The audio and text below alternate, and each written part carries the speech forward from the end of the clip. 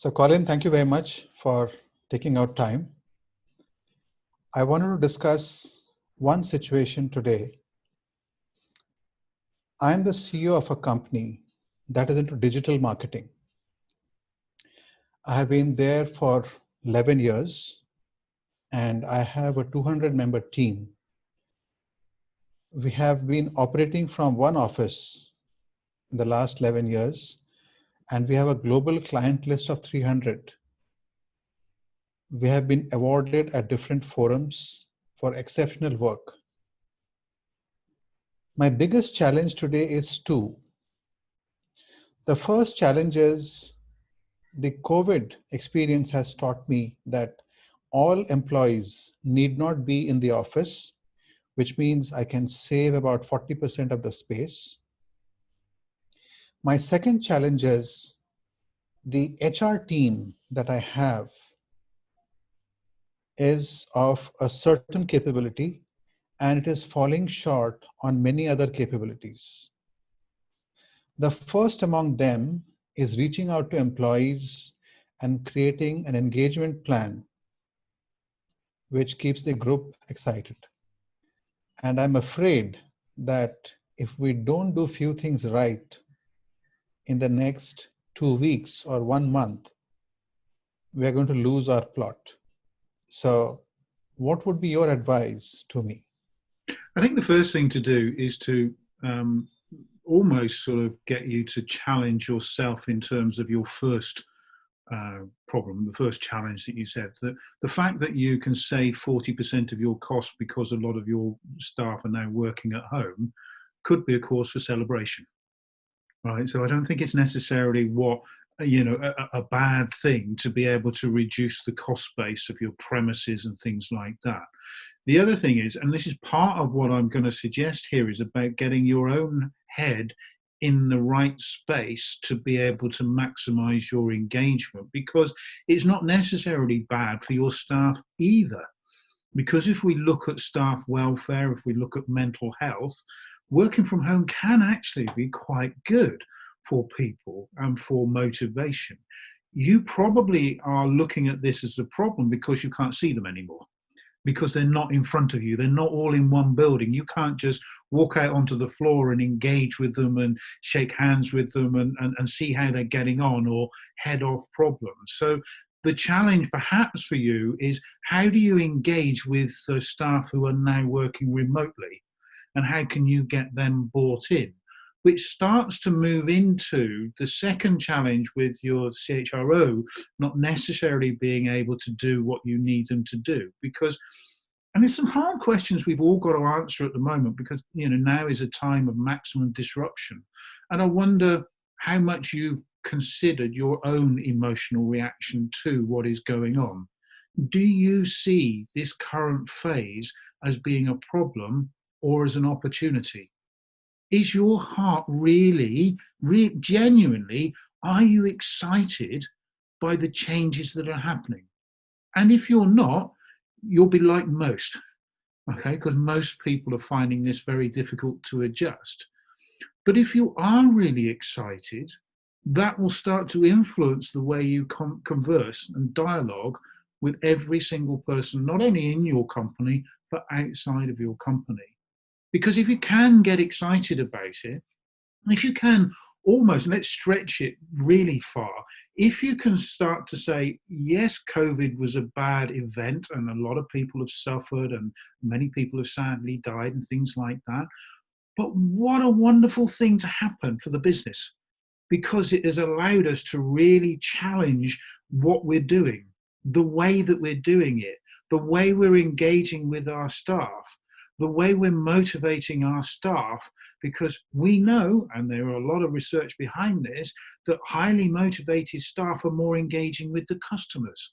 They deliver better service, they deliver better products. So it's almost like, I'm glad COVID, this crisis has actually happened, because with this, we can do something special. We can really start to revolutionize our business, and maybe, do you know what? Maybe the best in the world. So in your chosen field, what you're doing, assuming that market space is going to still be a place where you could thrive, maybe this can create you to be the market leader in the world. So instead of having just 300, why not 1,000? And in fact, why not 1,000 distributed all around the world, or capitalizing on talent in other parts of the world that have perhaps been neglected? So, for instance, Africa or certain parts of the Far East. You could harness the best talent in the world if you approach this in a visionary way. And so I think you've got to get inside yourself. I think you've got to really come to terms with what's happened and start to see this as move towards it being a real opportunity. Because if you don't think it's an opportunity, how could you convince anybody else?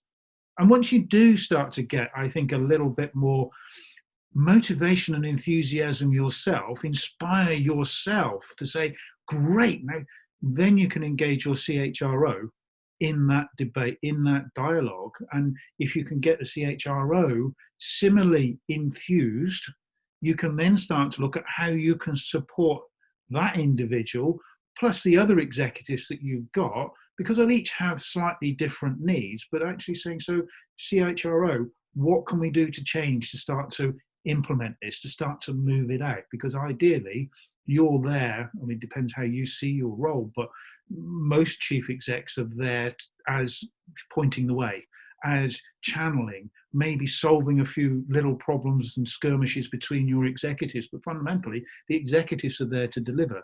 And if they're not capable of delivering, whose responsibility is that? Is that yours? So again, potentially be very honest and very open. Maybe I haven't supported you in the way that I should. Maybe you need a coach. Maybe you need to attend some other webinars.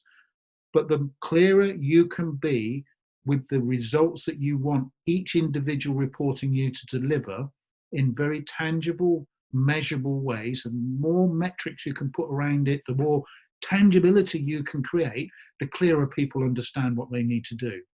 Because a question that could be asked, if we were coaching or something like that, or you were coming on one of our courses or webinars, I'd be asking you, how have you communicated with that CHRO what your expectations are?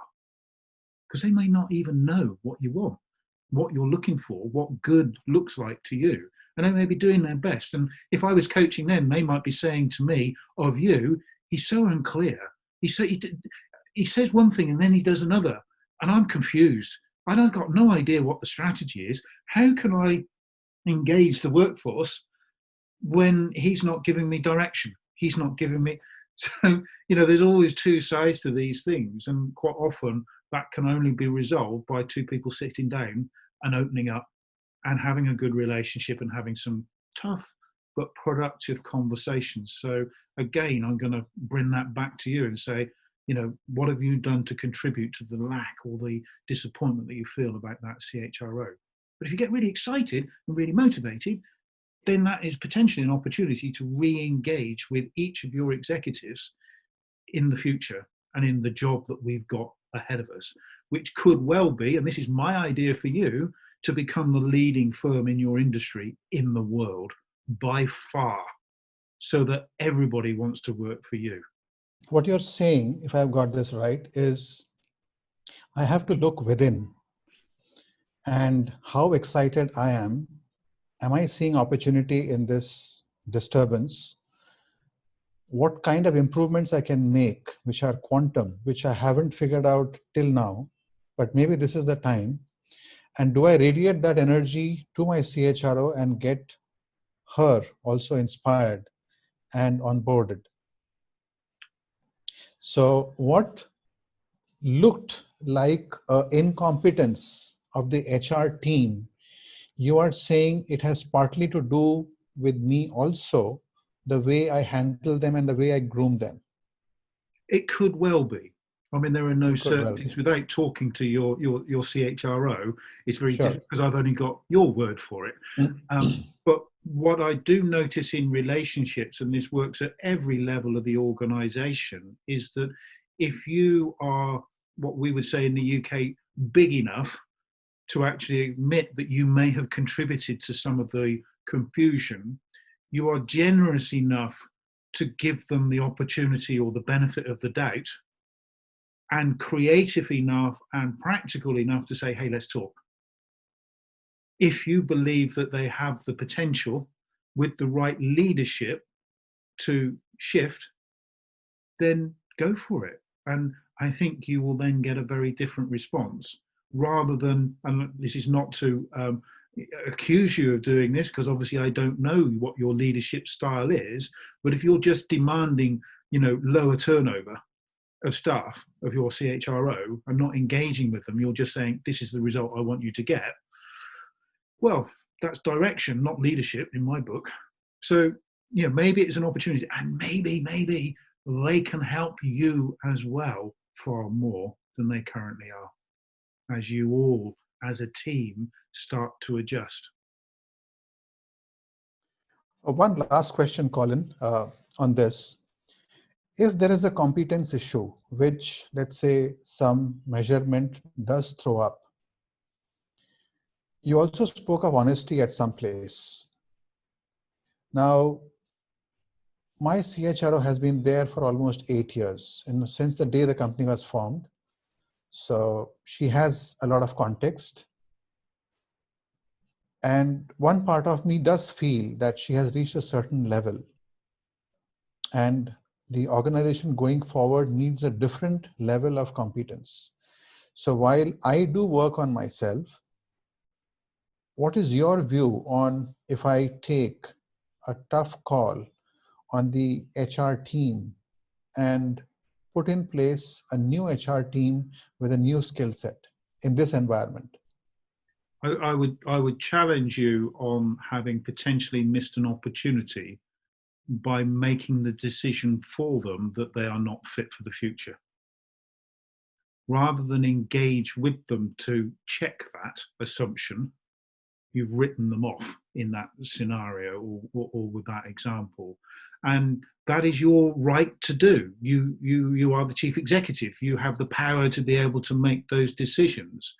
But one phrase that, is 6 to 1 and half a dozen to the other, because what you are potentially losing in that decision is the legacy understanding that the current HR team have got of how the organization got to where it is.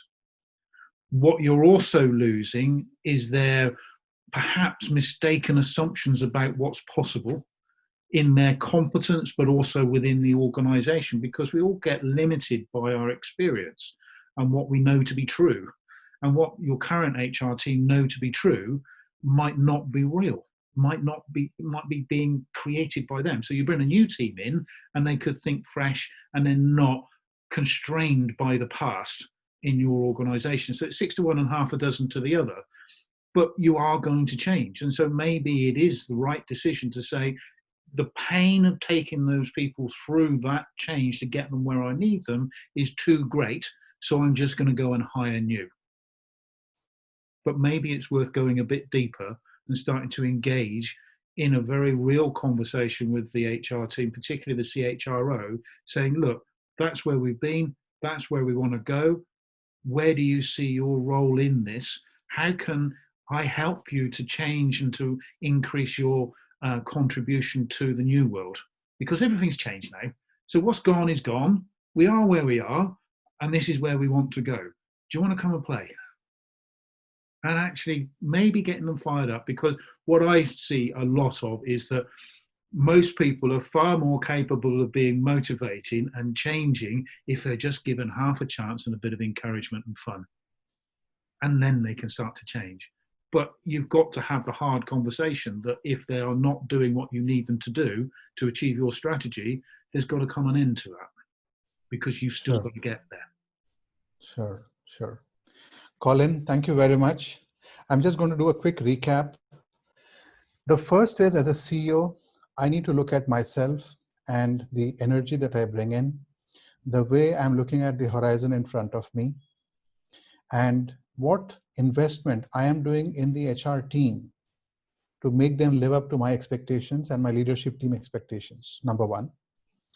And number two is give them a chance.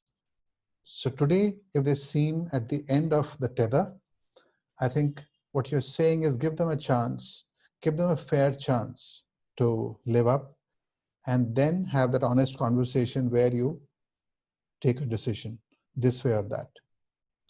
Colin, thank you very much for your insights. Always a pleasure talking to you. My Thank you. pleasure. Thank you very much, Kingship. Thank you.